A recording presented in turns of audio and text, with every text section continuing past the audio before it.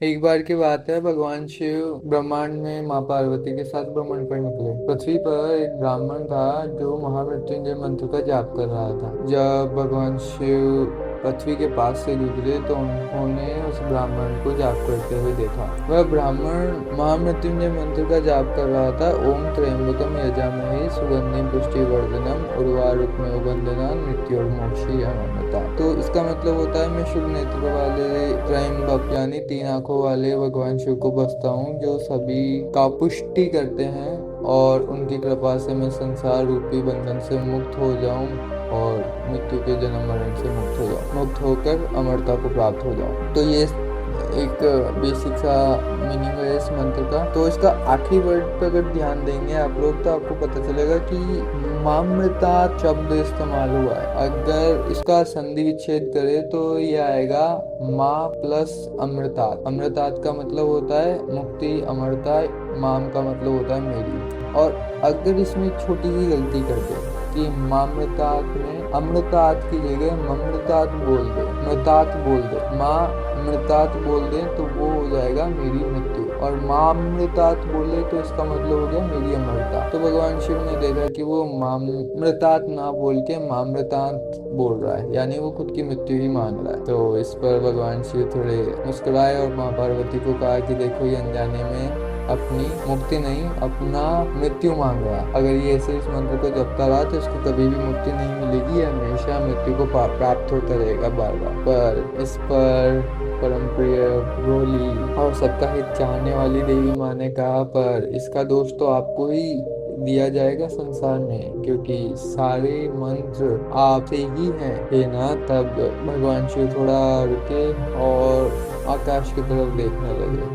ऐसा लगा मान लो उन्होंने जितने भी साधक हैं जो जप करते हैं मंत्रों का, और जितने भी मंत्र हैं उन सबको एक बार में देख लिया। और फिर उन्होंने देवी माँ को कहा, पर मैं प्राकृतिक धर्म के साथ छेड़खानी नहीं कर सकता। जैसे सूर्य का धर्म है तपना, वैसे ही मंत्रों का धर्म है उनके जपने के तरीके पर उनका प्रभाव दिखाना। तो अगर कोई मंत्र को जिस तरीके से जपा जाएगा वह मंत्र वैसा ही प्रभाव दिखाएगा। यह एक प्राकृतिक धर्म है जाप का।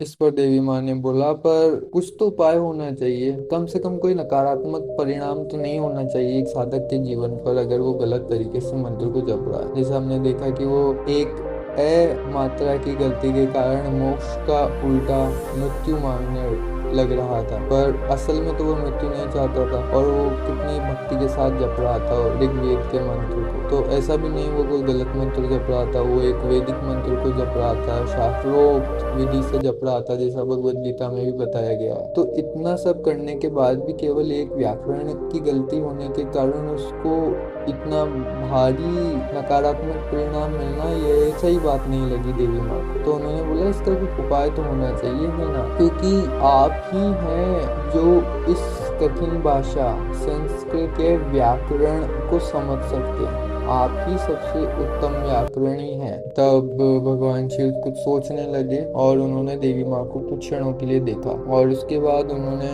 थोड़ा विचार किया और फिर आगे कहा कि आज से जितने भी वैदिक मंत्र हैं उनको मैं गलत उच्चारण के कारण या कॉम्पेटिबिलिटी इशू के कारण या गलत उच्चारण के कारण जो नुकसान होने वाले हैं उनसे कुछ भी प्रभाव साधक को नहीं होगा, केवल फायदा ही होगा अगर वो सही तरीके से जपता है। तो यहाँ पर भगवान शिव ने हर मंत्रों का अगर आप गलत जाप भी कर रहे हैं तो उसका नकारात्मक पक्ष हटा दिया है, पर फिर भी हमें अगर मंत्रों की ऊर्जा से अपने जीवन में शक्तियाँ प्राप्त करनी है, ऊर्जा प्राप्त करनी है, तो हमें उन्हें सही तरीके से ही जपना होगा। आगे भगवान शिव ने कहा कि मेरा पंचाक्षरी मंत्र ओम नमः शिवाय भी इन सब नियम कानून कायदों से हटकर होगा, या फिर ऐसा कोई भी मंत्र जो एक स्त्री किसी को देती है, चाहे वो दीक्षा में दे या फिर बिना दीक्षा के, उसके अंदर कोई भी नकारात्मक परिणाम नहीं होगा। और भी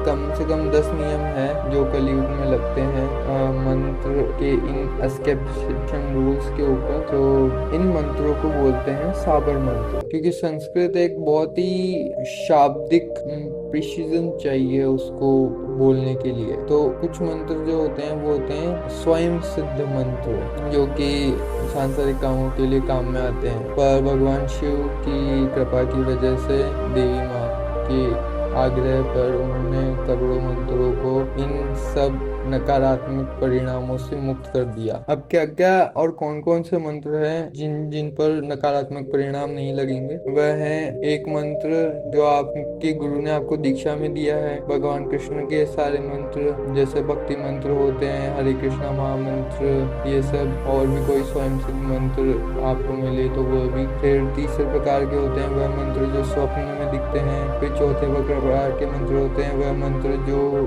किसी फीमेल साधक से आपको मिला है, दीक्षा या बिना दीक्षा के। कोई एक बीजाक्षर का मंत्र, या कोई ऐसा मंत्र जिसमें केवल 3 बीजाक्षर ही हो, या कोई ऐसा मंत्र जिसमें 20 से ज्यादा मंत्र हो, जैसे गायत्री मंत्र हो गया। तो ऐसा नहीं है कि आप गायत्री को बहुत तेज तेज जप लेंगे तो आपको उसका फल मिल जाएगा। बस ये हुआ है कि गायत्री मंत्र आप तेज तेज जप लें, उसका कुछ नकारात्मक परिणाम नहीं मिलेगा। पर अगर आपको उससे ऊर्जा चाहिए गायत्री मंत्र से, तो आपको उसी लय में और उसी तरीके से उसको जपना होगा जिस तरीके से वेदों में लिखा गया है। इसलिए छंद वगैरह का नियम है। और उसके बाद जितने भी वैदिक मंत्र हैं आपको पता होना चाहिए, बहुत सारे ऐसे मंत्र भी हैं जो वैदिक नहीं होते, और 5 अक्षरों के जो मंत्र होते हैं वह, और 8 अक्षरी के जो अष्टाक्षरी मंत्र होते हैं वह भी। तो इन सब कंडीशंस को छोड़कर बाकी जितने भी मंत्र हैं उन सब के ऊपर ये नियम लगते हैं। और लगभग जितने भी मंत्र होते हैं उन सब मंत्रों को देखा जाए तो वो इन्हीं 10 कैटेगरी में गिरते हैं। तो